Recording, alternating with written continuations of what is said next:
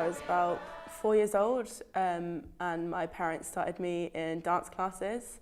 With a local company, we do pantomime, so I started out in the children's chorus. I was lots of things from like bunny rabbits to soldiers to like ducks.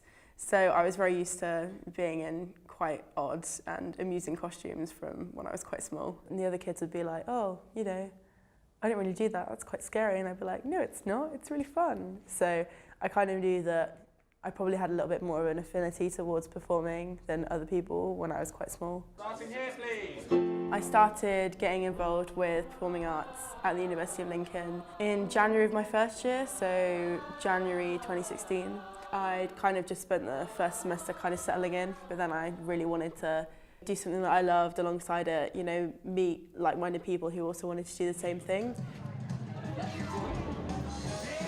The showcase is the first thing that MTS does in its kind of calendar year. And it's basically like a glorified kind of concert, so everyone gets involved because it's not just one show, it's not just one genre, it's so many different things. You get so much difference in what people are doing. You get comedy, you get romance, you know, all sorts of things. The committee will look for characterization in your performance, so how well you're creating the character for them, how well you're putting that across to them. They'll also look for how good your vocal performance is, so how, if you're in pitch, if you're performing the song correctly, if you're loud enough. Dead for forever, dead for whatever, come now to reappear. The difference between performance on stage and performance in film, I'd say, is mainly because one is live and the other is not. Gene Kelly said once that it seems as if the motion picture and dance can get on well together. And he would say that it's like trying to fit a three-dimension art into a two-dimensional sort of panel.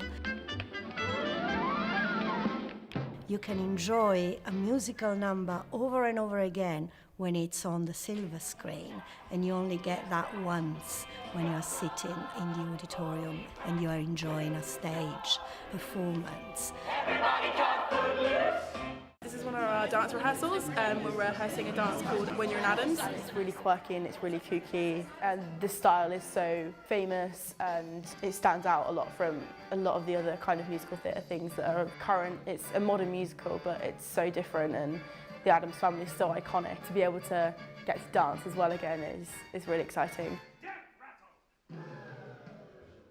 I always loved, without any objectivity to it, the dancing together of Ginger and Fred, because it was so elegant and beautiful. It seemed to be so effortless.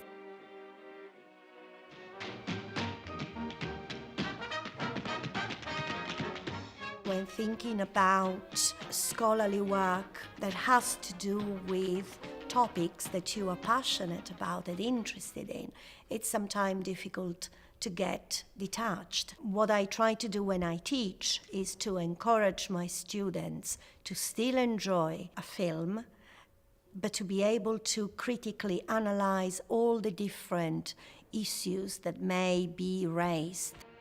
We need to think about the fact that other performers back in the days, in the 30s and 40s, were not allowed the same visibility and may have become stars equally important as Astaire if they hadn't lived in segregated US. Because of their racial identity, they were not allowed the same visibility even if they were working in the same medium.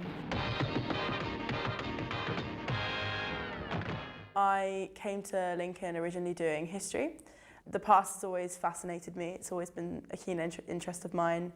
But I just kind of found as I went along that I was kind of leaning more towards doing a lot more performing. And what I was studying, I was enjoying, and it wasn't like the course wasn't good. It's just when, as I was going along, I just kind of felt that it wasn't right for me. I felt like I belonged on a different course, so it was some time for a change. I feel like MTS had a big part in that decision. If the Musical Theatre Society wasn't here, I don't think I'd have enjoyed my time as much. I probably would have dropped out actually. Have you ever felt forgotten in the middle? The adrenaline, the buzz that I get from it and the like-minded people that I meet is a massive part of my life. It's a massive part of my social life as well. The hobby kind of leaks into other parts of your life. If that wasn't there, I probably wouldn't have enjoyed myself as much because I wouldn't have met those people. There wouldn't have been a place that I could have gone.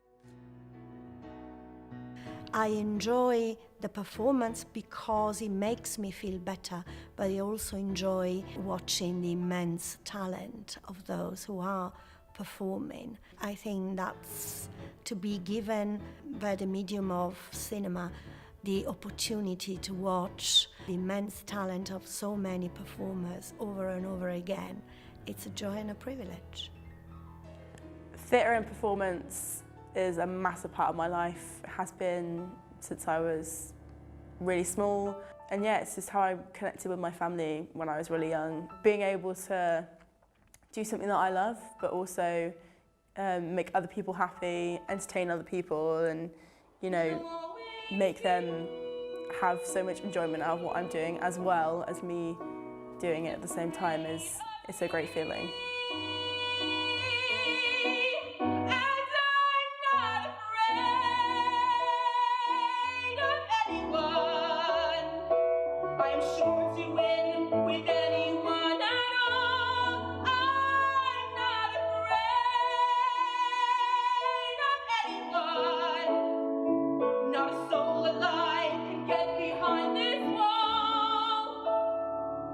So let them call and watch them fall.